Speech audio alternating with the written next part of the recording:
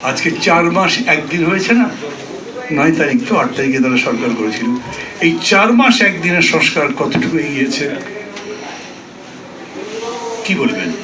আমি জিজ্ঞেস করেছি, চুপ করে বসে আছেন কি? আসলে বুঝতে পারছেন না আমার প্রশ্ন, নাকি জবাবটা জানেন না, নাকি একটু বিভ্রান্ত হয়েছেন আমি বলতে পারবো না। কিন্তু আমাকে যদি জিজ্ঞেস করেন, আমি সংস্কার দেখি না। আবার বলি, সংস্কার মানে আমি বুঝি তার গুণগত রূপান্তর। বিষয় সেখানে একটা আইজি বসে দিলেন, মেবি ওই আইজি আগের চাইতে যোগ্য, সেটাকে একটা গুণগত রূপান্তর বলবো? 4 জন ডিআইজি নাই, 4 জন ডিআইজি দিয়েছেন, সেটাকে গুণগত রূপান্তর বলবো? আমি এগুলো বলবার দরকার পড়বে না আমার কাছে। মানে আমি এবার একদিন যখন ডক্টর ইউনূস বললেন 1 মাস পরে যে 1 মাসে আমরা যতদূর সংস্কার করেছি, আমাকে যে অবাক লাগলো, 1 মাসে আবার কি সংস্কার হয়েছে? উনি ক্ষমতা নেবার 1 মাস পরে। আমি 4 মাস একদিন পরে বলছি, গুণগত একটা বিষয় দেখেন, in civil administration, in police administration, nothing. বরঞ্চ আমি বলি, হ্যাঁ একটা হচ্ছে কি, ভয়ে আছে লোকজন, ঘুষ যে খায় খুব চতুর্দিকে দেখে শুনে পারলে খায়। আবার এমন লোকের কাছ থেকে খায় মনে করে যে এটা একটা সিকিউরিটি আছে, টাকা দিলে। যদি রিপন কাউকে ঘুষ দেয়, কে তার বিরুদ্ধে অভিযোগ করবে? বিএনপি কেউ বললে তো করলা টিপে ধরবে না, অথবা অন্য লোকও যদি বলে হিসাব করে না রিপন সাহেব আছেন, মানে উনি করছেন তা বলছে। আমি বলছি যে এই রকম করে পুলিশ বলেন, সিভিল বিউরোক্রেসি বলেন, দেখে শুনে করছে। অনেক অভিযোগ এরকম আছে, আমি সেগুলোর লম্বা কথা বলে যাচ্ছি না। এখন প্রশ্ন হচ্ছে, 4 মাসে যার হয়নি, হানিমুন পিরিয়ড তো পার হয়ে গেছে। হানিমুন পিরিয়ড কতদিন দেন? 120 ডেজ না, 120 ডেজ, 90 ডেজ দেন, 3 মাস। তার বেশি হানিমুন পিরিয়ড আমরা ধরি না।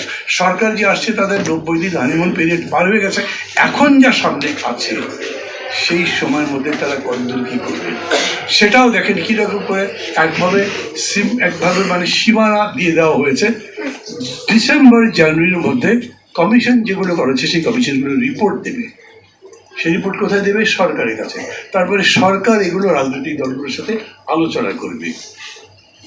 সরকার তো লেখে নাই, ওনারা আলোচনা করতে পারবেন কি মতো? স্যার ডক্টর ইউনূস আমাদের এই টিমের সাথে করছেন আনকনস্টিটিউশনাল রিফর্মস। আমাদের এই কমিটির মধ্যে ডক্টর কামাল আছেন, এইখানে আমিরুল ইসলাম আছেন, এইখানে আরও যারা কনস্টিটিউশন এক্সপার্ট তারা আছেন।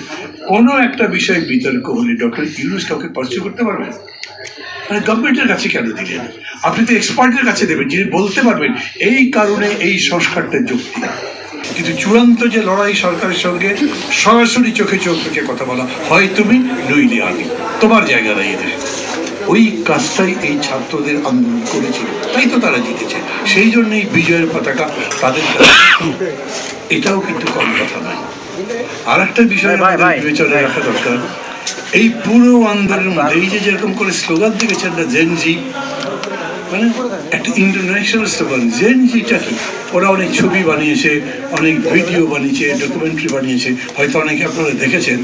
এই জেনজি আমাদের আগের জেনারেশনগুলোকে সম্পূর্ণ ওদের দেশে জেনারেশনের সাথে আগের জেনারেশনের তফাৎ, মানে প্রজন্ম থেকে প্রজন্মান্তরে যে পরিবর্তন হয় তার মধ্যে গুণগত বা বিষয়গত যা পরিবর্তন হয় সেগুলো স্টাডি করে।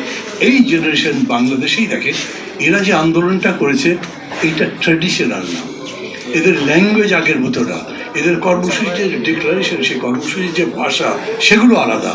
এবং সেই জন্যে সরকার পর্যন্ত কিন্তু বুঝতে পারেনি এটা কোথায় যাচ্ছে। শেখ হাসিনা তো প্রথম দিকে তুড়ি মেরে উড়িয়ে দিয়েছেন, এটা কোনো ব্যাপার নেই, এরকম